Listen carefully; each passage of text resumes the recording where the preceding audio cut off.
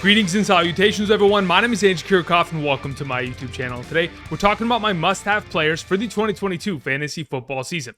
Over the course of today's video, we're going to be talking about 3 wide receivers, Keenan Allen, Brandin Cooks, and Allen Robinson, along with 2 running backs, Melvin Gordon and Dameon Pierce, all 5 players that you should be targeting in your upcoming drafts. Now, before I start talking about the statistics that justify the reasonings as to why you should have confidence in drafting these players in 2022, I of course want to talk about drafts, because for those of you who are looking to continue to gain experience via drafts this offseason, be sure to check out Underdog Fantasy. Again, for those of you who haven't heard the announcement as of this month, for the entire month of August, if you sign up via Underdog Fantasy using promo code Andrew today and go ahead and make a first-time deposit, not only is Underdog Fantasy willing to match up to $100 of your first deposit, but you will also get a direct email from me that includes my 2022 fantasy football draft rankings. Now, those draft rankings consist of half PPR and full PPR by tiered positions at the quarterback, running back, wide receiver, tight end, kicker, and defensive positions, along with my top 200 flex rankings. Now, those rankings aren't just a one-time thing.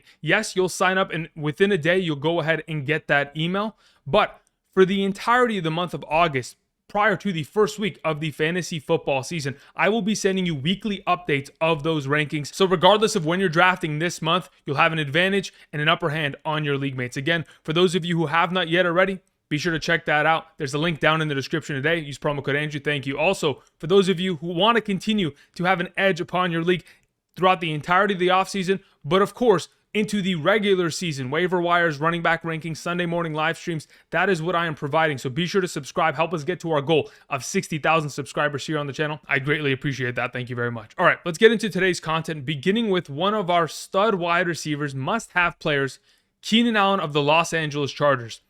Now, in terms of the wide receivers that we've talked about this offseason, besides Mike Evans, I think Keenan Allen is probably the next most consistent wide receiver over the last, 5-6 years of the National Football League, and I'll tell you exactly why. Since 2017, Keenan Allen, in a half PPR scoring format, has been a top 14 wide receiver every single year. In the last 5 seasons, he has finished as the number 14, 14, 8, 12, and 3 overall wide receiver. In a full PPR scoring format, we take that to the next level, where he's been a wide receiver 1, a top 12 player at the position every single season since 2017. Now, throughout that span of time, he's also been able to produce minimum numbers of 97 receptions, 992 receiving yards, and 6 receiving touchdowns over the course of the last 5 seasons. In fact, when you go back to 2017 and look at the last 5 years, Keenan Allen has been the number 1 wide receiver in terms of total receptions. And he's been the number 5 overall wide receiver in terms of total fantasy points in a half PPR scoring format, only behind players like Devontae Adams, Tyreek Hill, DeAndre Hopkins, and Stephon Diggs. I mean, he is a part of an elite class of the wide receiver position, and he should be treated as such. I mean, when I have the ability to start the first 2 rounds of my draft, double running back, getting my workhorse players like I usually want, and then following it with a stud consistent wide receiver in the 3rd round like Keenan Allen, by all means, that is an advantage I'm willing to take, because I know the kind of player I'm going to get on a yearly basis, considering over the course of the last 5 seasons, he's averaged 211 fantasy points in a half PPR scoring format. Now, a lot of his production and his uptick in production has mainly had to do with the fact that Justin Herbert has evolved this offense. Obviously, Phillip Rivers was able to litter Keenan Allen with targets in seasons past, but what Keenan Allen's been able to do with Justin Herbert's fantastic. In the last 2 seasons, in the 27 games that they've played together in which Keenan Allen has stayed healthy and played the entirety of that game, Allen has averaged 10.78 targets per game and 14.16 fantasy points per game. That's incredible numbers. When you look at those last 27 games, only 5 times has Keenan Allen produced less than 10 fantasy points. While 22 of those 27 games, it's always been 10 or more fantasy points. He's never going to leave you with a dud performance. He's always going to fill your lineup as a stud wide receiver 1. And if you're able to get him as a wide receiver 2 because you went wide receiver early in the 2nd or 1st round, by all means, he's still going to be a contributing factor every single week and never leaving you hanging. Now, due to the addition of Joe Lombardi last season as the offensive coordinator of the Los Angeles Rams, again, he was a former quarterbacks coach and passing coordinator of the New Orleans Saints back in 2020 and years prior. But as soon as he came in, we saw a little bit of a shift in the offense, and we saw Keenan Allen prioritized more in the slot position in comparison to years past. Last season, Keenan Allen was the number 5 overall wide receiver in terms of snaps from the slot position. As long as you are giving him the opportunity to play in the slot, having mismatches against respective cornerbacks or linebackers, every single time he's out there, he's at an advantage because he is a technician in terms of route running. He will always make defenders miss, and it's extremely hard to cover Keenan Allen on a downly basis. Now, like I mentioned earlier, of course, he's averaging over 10 targets per game with Justin Herbert, and he's the number 1 receiving option of this Los Angeles Chargers offense. This is an offense that is top 5 in majority of the categories, whether it is passing attempts, points scored, total yardage offensively. Across the spectrum, this has been a top 5 offense, and they're going to continue to be going into the 2022 season. And when you have the number 1 receiving threat of that offense, of course, success is going to be found. That's why we continue to draft Keenan Allen, and he is a must-have in that 3rd round if you're in need of a wide receiver one that you know has the ability to be the number 14 or better wide receiver. There's no question about it. He will continue to maintain that success with Justin Herbert under center going into 2022. All right, let's talk about the next stud wide receiver that I wanted to mention. Another consistent player, it's Brandin Cooks. Though he plays for the Houston Texans, do not let the team scare you. I understand that there are some draft strategies regarding, I'm going to avoid Jets, I'm going to avoid Jaguars, I'm going to avoid Texans because they're some of the worst teams in the National Football League. But in fantasy football, you can find value anywhere, regardless of what team, regardless of who's under center. And that's what makes fantasy football fun. Now let's talk about the consistency of Brandin Cooks, which has been at the level of Keenan Allen over the last couple seasons. But Brandin Cooks has been doing it at a higher level for a lot longer. I'll tell you why. Since 2015, Brandin Cooks has surpassed 1,000 receiving yards in 6 out of the last 7 seasons. Now, in 2019, he dealt with an injury, and it really made him look less than he typically is with the Los Angeles Rams. I went ahead and just, that's a fluke season. He dealt with injury, so be it. But when you look at the 6 out of the last 7 seasons in which he's been healthy, and he's been a major part of the offenses that he's been associated with, he's always been a top 20 fantasy wide receiver. In those 6 seasons, he finished as the number 14, 9, 12, 13, 15, and 20 overall wide receivers in a half PPR scoring format. In fact, in those 6 seasons, if you just take a seasonal average, in those years, he's averaged 122 targets, 80 receptions, 1,131 receiving yards, 7 receiving touchdowns, 30 rushing yards, and 198 fantasy points. Again, the level of consistency that Brandin Cooks has found in his career has obviously been incredible, but that's also been with him changing scenery almost every other year. Brandin Cooks in his career thus far has played with Drew Brees, who originally was drafted by New Orleans, then got traded to the New England Patriots, played with Tom Brady, then was traded once again to the Los Angeles Rams, played with Jared Goff for a couple years, then was traded to the Texans, played for Watson in 2020, and then last year played with Tyrod Taylor, and now, of course, Davis Mills will be the starting quarterback in 2022 full-time. And yes, the change of scenery has certainly been a tricky situation for Brandin Cooks, but he's always found success. And I understand many of you may have hesitations regarding Brandin Cooks because now the level of quarterback is certainly not of what he was typically used to in years past. Brees, Brady, Hall of Famers.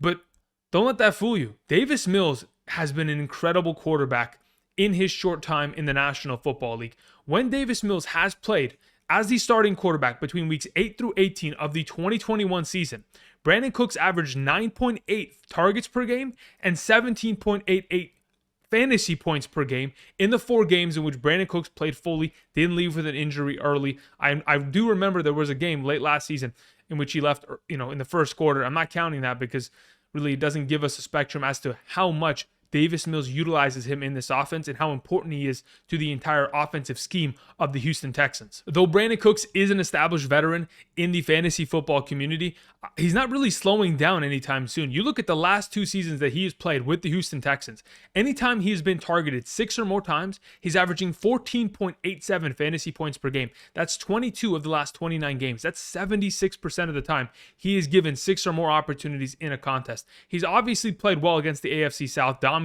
against them in the 11 contests, put up a fantasy point average of 15.97 fantasy points per game, half PPR. All of it's looking good, and this is another reason why you should be grabbing Brandin Cooks as your stud wide receiver too. That's why I'm so confident starting with double RB in the first 2 rounds, getting a Keenan Allen in the 3rd, maybe late 4th, grabbing myself a Brandin Cooks, because I know the consistency's there on a yearly basis. But going into 2022, we do have a little bit of a shift in terms of this offense. The offensive coordinator is now going to be Pep Hamilton. Last season for the Houston Texans, he was the passing game coordinator and quarterbacks coach. He has now been promoted to being the offensive coordinator. And regardless of his role, we're typically going to see a lot of negative game scripts for the Houston Texans, considering they're not a very talented team across the board, which obviously will lead to a lot of passing. You know, over the last 2 years, when we looked at the Houston Texans, they've thrown the ball 59% of the time, 1,092 total passing attempts, while they ran the ball 764 times. Now, we'll go ahead and we'll talk about the running game a little bit later on today's episode when we mention Dameon Pierce. But again, I'm mentioning 2 Texans in today's video.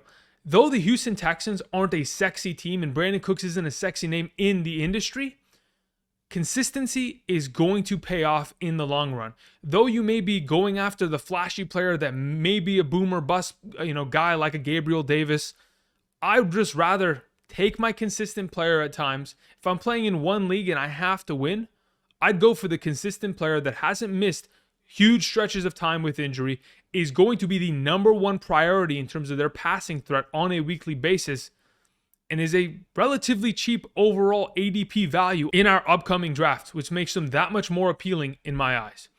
I love Brandin Cooks. Definitely a must-have player in 2022. Moving on, let's talk about our first running back for today's episode, Melvin Gordon. He's been just as consistent as these 2 other players that we mentioned, Keenan Allen and Brandin Cooks, but just at a different position. In 5 out of the last 6 seasons, Melvin Gordon has produced 1,100 plus total yards and 10 plus touchdowns. Again, that's 5 out of the last 6 seasons. In the last 2 years with the Denver Broncos, he's still been great. Obviously not being given as much opportunity overall because there have been other running backs in these respective backfields, but nonetheless, he has still put up 11.73 fantasy points per game over the course of the last 2 seasons. But let's talk about what he has been dealing with, specifically last year, in terms of splitting snaps and touches with Javonte Williams. Javonte Williams out of North Carolina was drafted to the Denver Broncos to be the future running back, but Melvin Gordon wasn't going to give up that easily and still hasn't till this day.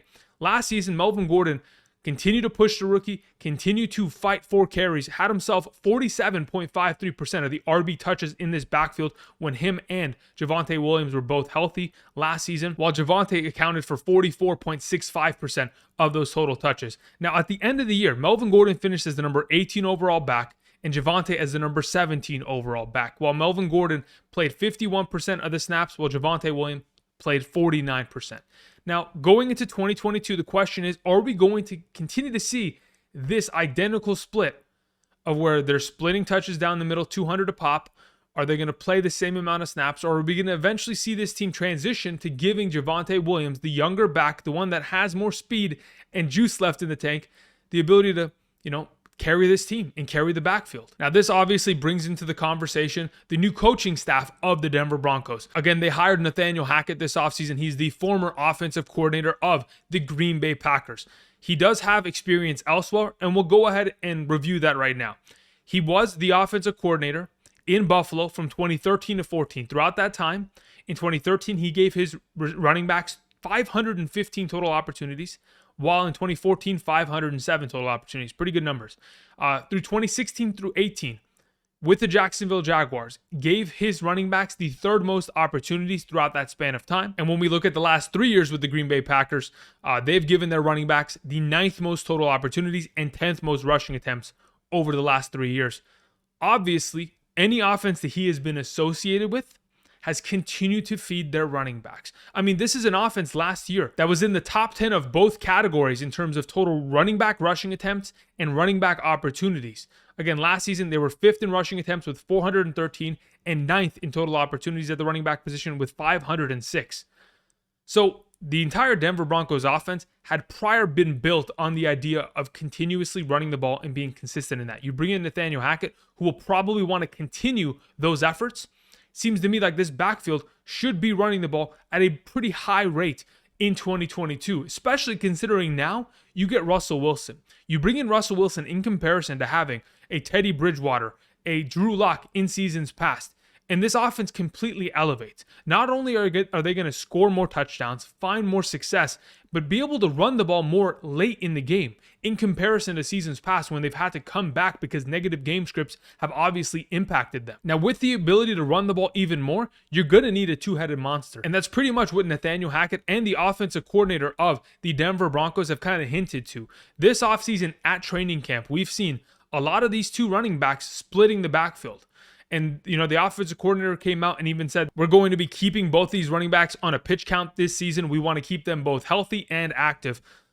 I mean, if that's what they're going to say, and that's what, Nathaniel Hackett accomplished late last season with A.J. Dillon and Aaron Jones, it seems to me that Javonte Williams is the Aaron Jones of this offense, and Melvin Gordon is going to play that A.J. Dillon role, where he's still going to get targets, he's still going to get red zone opportunities, and he is still going to be successful because he still has, a lot of skill left and a lot of juice left in the tank. I believe Melvin Gordon is being extremely undervalued in our 2022 fantasy football draft. I personally rank him lower than where he finished last year for sure, but I still don't think he's a running back that we can ignore. I think he's still a running back that could very easily put up 8 to 10 fantasy points per week. And if something is to, God forbid, happen to Javonte Williams, well, you have yourself the number one running back in a top tier offense, be on a pretty decent offensive line, and probably are going to score a fair amount of points. And let me not forget to mention this, Melvin Gordon and Russell Wilson, college teammates, they have a rapport already built in their system. So this is definitely going to be a team where they're going to use two running backs. Obviously, people want to see Javonte Williams get to that 70% role. I don't think this is the year for that. They re-signed Melvin Gordon to a one-year deal for a reason.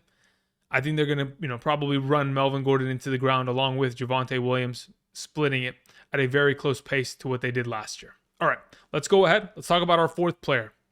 Moving on from Melvin Gordon to Allen Robinson, moving through free agency from the Chicago Bears to the reigning defending Super Bowl champion Los Angeles Rams. That is correct. Allen Robinson is going to a team in a situation that is the best that he has ever experienced. We can very easily say that Matthew Stafford is going to be the best quarterback that he's ever played with. Yet, in years past, Allen Robinson has been a consistent wide receiver one, even with the worst quarterbacks, potentially out there. Let me give you an example. In 2015, he was a wide receiver one with Blake Bortles. In 2019, he was a number 11 overall wide receiver with Mitchell Trubisky. The following year, with Trubisky and Foles, still finished as the number 12 overall wide receiver in a half PPR scoring format. When he's been given ample opportunity, Allen Robinson's been able to step up and find a lot of success in fantasy football, whether it is as a wide receiver one, wide receiver two, wide receiver three. But going into the 2022 season, that's going to completely change, because not only is the opportunity going to be there on a downly basis for Allen Robinson, but he's also going to be lower on the totem pole in terms of a threat to an opposing defense. And I'll explain to you exactly why. Cooper Kupp had one of the most unbelievable years last season. Defensive coordinators are going to be up all night trying to scheme up ways to stop Cooper Kupp. And when they try to, well, guess what? Allen Robinson's going to have that much more opportunity when teams are trying to double cover Cooper Kupp and keep him from completely tearing apart their defenses. When he's given ample opportunity, he's going to deliver great fantasy points. Now, I understand there may be a little bit of hesitation considering what Allen Robinson did to many of us last year.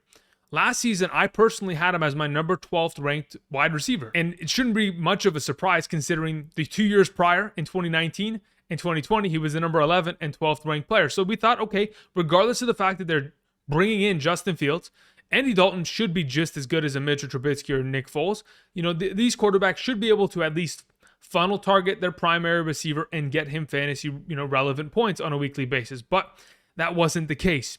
Last season, in the 9 games that Allen Robinson played with Justin Fields maintained a 58% passing completion percentage while only producing 1,496 passing yards and 6 passing touchdowns in those 9 games.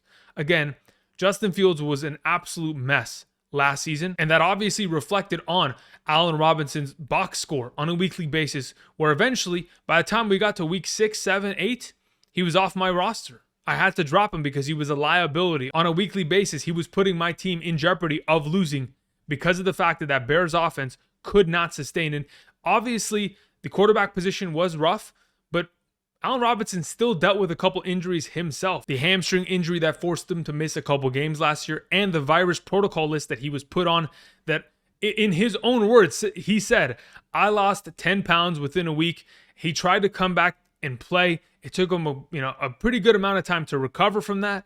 And then by the time he got back, wasn't the same player. The hamstring was still bugging him.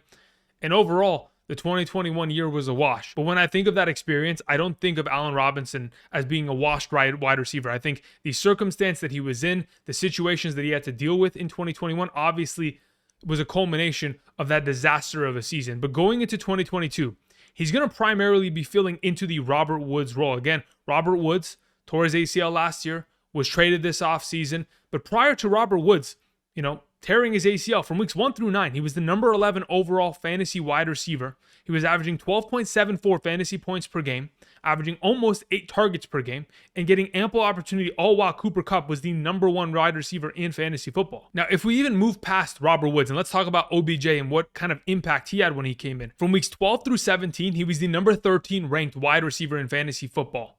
Again, playing extremely well, scoring 7 touchdowns in the 12 games that he played with the Los Angeles Rams last season, which includes the playoffs.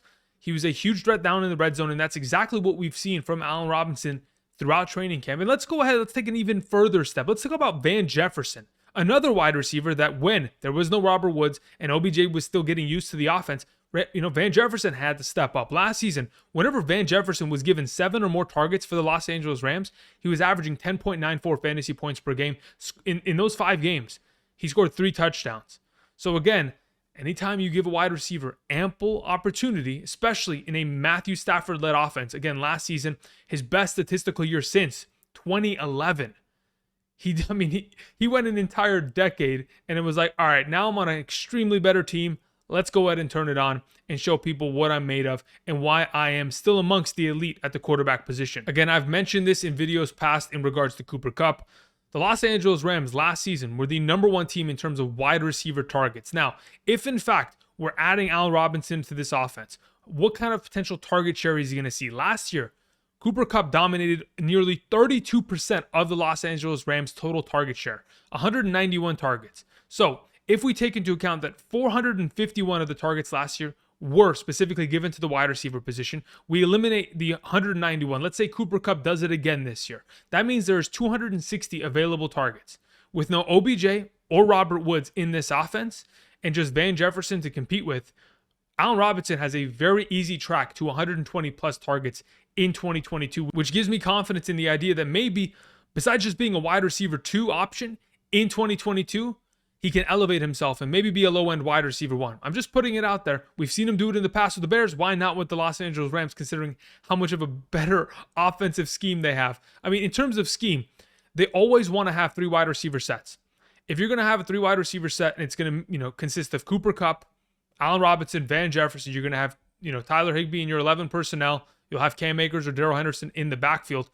Those wide receivers are never coming off the field. Last year, from weeks 1 through 9, Kupp played 95% of the snaps, while Woods played 96%, and Van Jefferson played 81%. Now, when they had a better third primary wide receiver, speaking of Brandin Cooks, back when Brandin Cooks was on this offense, that snap count for the third wide receiver was even in the 90s. So we know Sean McVay never wants to take his wide receivers off the field, and he wants to put them in advantageous positions. We talked about this also with Cooper Kupp the other day in my top 10 wide receiver rankings video.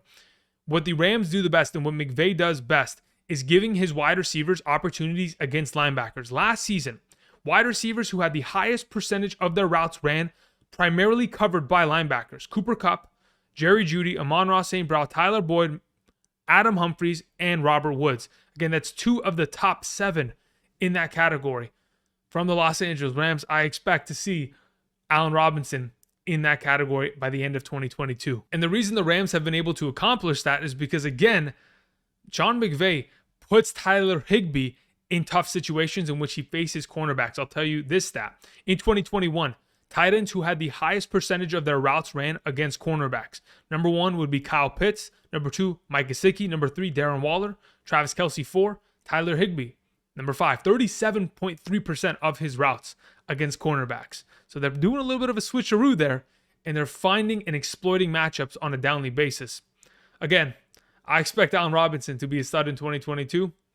If I haven't convinced you yet, we'll just keep it moving.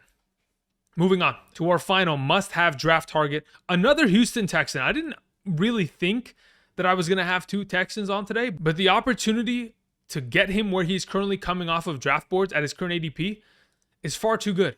Again, when I've drafted via underdog, being able to get him in the double-digit rounds and being able to take advantage of potentially him becoming the starting running back of the Houston Texans, I mean, at his current price, I'm always going to make that deal. Now, let's talk about the Houston Texans first and foremost, because I know any player associated with the Texans typically has a bad rap because the team is not going to score very many points, based on what they've done in seasons past.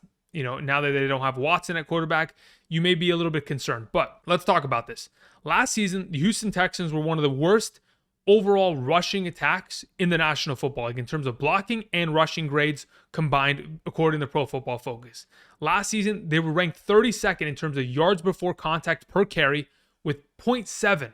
I mean, again, the worst in the league. They were 24th in the league in terms of yards after contact per rush. The running backs could not produce very well either. You had a bunch of guys that just weren't getting the job done. David Johnson on his final leg. Rex Burkhead wasn't playing very well. Again, wasn't the greatest scenario. Also, they were 31st ranked amongst all teams in terms of running back rushing yards last year. They were 20th ranked in terms of total rushing attempts and 24th in total opportunity. So overall, bottom of the league in all running back categories based on what they produced last season. But I'm not too worried about the potential of this backfield in 2022 because I still think there is an ample amount of opportunity to be had. In the games that Davis Mills started and played, there was 11 of them last season. The running backs in those games averaged 21.18 attempts per game and 6.55 targets per game. As a whole, those running backs averaged about 14.71 fantasy points per game. But they were given great opportunity. 21, touches on the ground, along with 6, almost 7 targets per game. If you can get a running back like Dameon Pierce to dominate this backfield in terms of touches and get himself ahead of Marlon Mack and Rex Burkhead in this depth chart by the middle of the season, we could see him very easily being a consistent flex fantasy threat in a half or full PPR scoring format. Now, if you want to learn more about Dameon Pierce, let me give you a little bit of a rundown. He's a 5'10", 225-pound back coming out of college from Florida that ran a 4.59 40. Okay, great player. Overall, he's not the biggest, he's not the strongest, but he is elusive, and he does know how to be a receiving threat out of this backfield as well. But when you look at his 2021 stats out of Florida, there was something that really shocked me. I thought to myself, man, this guy was a 4th-round selection, but he doesn't have much wear and tear on his body.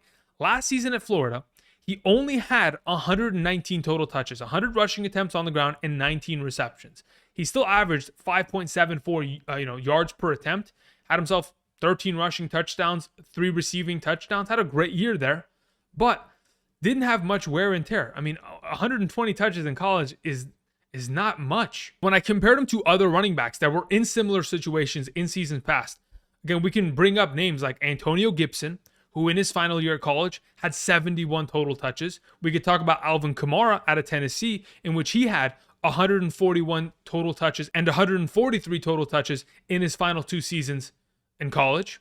So again, we're in this same category of running backs who were primarily receiving threats, who are now being used as primary backs that are going to dominate 1st through 3rd downs.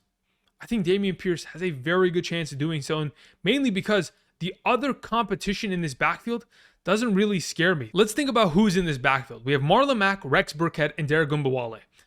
Marlon Mack, again, I think is pretty much washed. I think Rex Burkhead still has a little bit of juice. Last season, Rex Burkhead was the only running back to put up a top 15 fantasy week out of all the running back performances out of the Houston Texans team last year. Obviously, many of us remember that huge performance he put forth. And outside of that, Derek Gumbawale, he's been a primary receiving threat, whether he was with teams like Jacksonville in seasons past. These are 3 veteran backs that don't seem like much of a threat to me. And if you're going to give me a 4th-round running back that has the potential of winning this backfield in an offense that is most likely going to be throwing the majority of the time, I want to put my money on Dameon Pierce being that 3rd down back, but eventually stealing the rushing attempts on 1st and 2nd downs and becoming the full-time starter of this team. That's what I'm anticipating. And at his current value, whether that be via Underdog Fantasy Best Ball drafts or your upcoming drafts, I think Dameon Pierce is a great running back to have on your bench a great project player that over the time as the season progresses will eventually have that starting position and be producing a great fantasy point total. Those are our must-have players for the 2022 fantasy football season. I want to thank you guys for watching today's episode. If you have not yet already, like I mentioned before, check out Underdog Fantasy. Use promo code Andrew today. When you make your first-time deposit, Underdog Fantasy is willing to match up to $100 of your first deposit, and I will be personally sending you my 2022 fantasy football draft rankings, again, for a half and full PPR scoring format. If you sign up in a given day, expect the email to be sent from me the day after because I get a updated list every day, so expect it the day after. But like I mentioned, I will be updating those rankings once per week until the end of August. So even after you get your first draft rankings from me, expect one the following Saturday and so on and so forth on a weekly basis to get you prepared for the 2022 fantasy football season. Thank you everybody for watching. Be sure to subscribe. And until next time, I'll see you guys. Peace.